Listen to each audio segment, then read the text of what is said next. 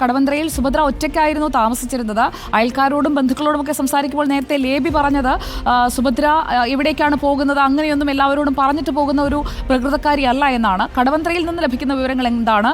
ഇവിടെ നിന്ന് ഷർമിളയ്ക്കൊപ്പം കലവൂരിലേക്ക് സുഭദ്ര പോവുകയായിരുന്നു, അവിടെ താമസിക്കാനടക്കം ഉള്ള സജ്ജീകരണങ്ങളോടെ പോവുകയായിരുന്നു എന്നതാണോ ഇപ്പോൾ നമുക്ക് ബോധ്യപ്പെടുന്നത്?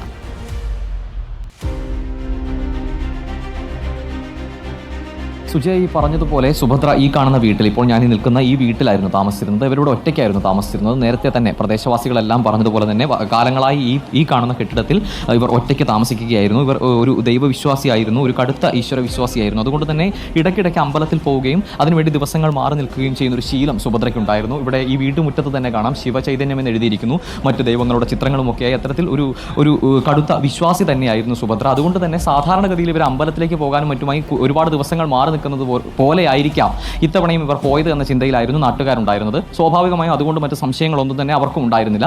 പക്ഷേ പിന്നീട് ദിവസങ്ങളോളം വിളിച്ചിട്ടും ഫോണിൽ ബന്ധപ്പെടാൻ മകന് സാധിക്കാതെ വന്നതോടെ മകൻ ഈ വീട് പൂട്ടിക്കിടക്കുന്നത് ശ്രദ്ധയിൽപ്പെടുന്നു. അതിനുശേഷമാണ് സുഭദ്രയുടെ മകൻ കടവന്ത്ര പോലീസിൽ പരാതി നൽകുന്നത്, അമ്മയെ കാണാനില്ലെന്ന് പറഞ്ഞ്. അതോടുകൂടിയാണ് നാട്ടുകാർക്കും സുഭദ്ര വീട്ടിൽ നിന്നും പോയതിലൊരു അസ്വാഭാവികത തോന്നി തുടങ്ങിയത്.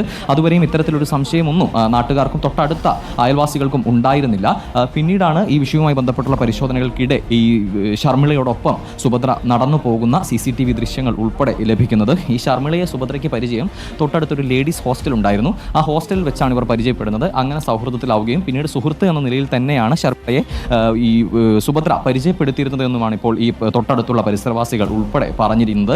അതുപോലെ തന്നെ സുഭദ്ര എപ്പോഴും ആഭരണങ്ങൾ ധരിച്ചിരുന്ന ആളായിരുന്നു. അതുപോലെ തന്നെ വലിയ നിലയിൽ പണം കൈകാര്യം ചെയ്തിരുന്ന, അല്ലെങ്കിൽ പണം പലിശയ്ക്ക് കൊടുത്ത് അത്തരത്തിൽ ജീവിച്ചിരുന്ന ഒരു സ്ത്രീ ആയിരുന്നു. അതുകൊണ്ട് തന്നെ സ്വാഭാവികമായും ഇവരുടെ കൈവശം എപ്പോഴും ആഭരണവും പണവും ഉണ്ടായിരുന്നു എന്നും ഈ അയൽവാസികൾ സാക്ഷ്യപ്പെടുത്തുന്നുണ്ട്. എന്തായാലും ഈ കാണുന്ന പ്രദേശം, ആ ഭാഗത്തായിട്ടാണ് ഈ പറഞ്ഞ ലേഡീസ് ഹോസ്റ്റൽ ഉള്ളത്. അവിടെ വെച്ചാണ് ഈ സുഭദ്രയും അതുപോലെ തന്നെ ഷർമിളയും പരിചയപ്പെടുന്നത്.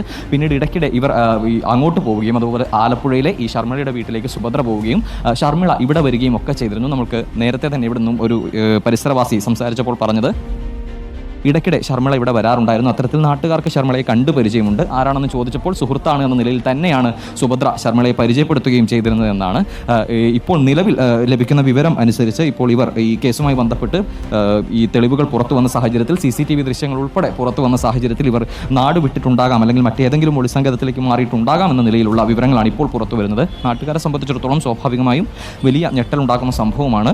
ഈ സുഭദ്രയുടെ ഒരു മകൻ ഇവിടെ അധിക ദൂരത്തിലല്ല താമസിക്കുന്നത്. ആ മകനാണ് ഇവിടെ സുഭദ്രയ്ക്ക് ഭക്ഷണം എത്തിക്കുകയും അല്ലെങ്കിൽ സുഭദ്രയുടെ മറ്റു കാര്യങ്ങളൊക്കെ ഇടയ്ക്കിടെ അന്വേഷിക്കുകയും ചെയ്തിരുന്നത്. ഈ മകനാണ് ഫോണിൽ ബന്ധപ്പെട്ടപ്പോൾ ലഭിക്കാതെ വന്നതോടുകൂടി ഇത്തരത്തിൽ കടവന്ത്ര പോലീസിൽ പരാതി നൽകുക ഉൾപ്പെടെ ചെയ്തത്. സുജയ, ഓക്കെ, അല്ലമീനിലേക്ക് ഞാനൊന്ന് പോവുകയാണ്. അലി, ഇപ്പോൾ നമ്മൾ കാണുന്നത് സുഭദ്രയുടെ കടവന്ത്രയിലെ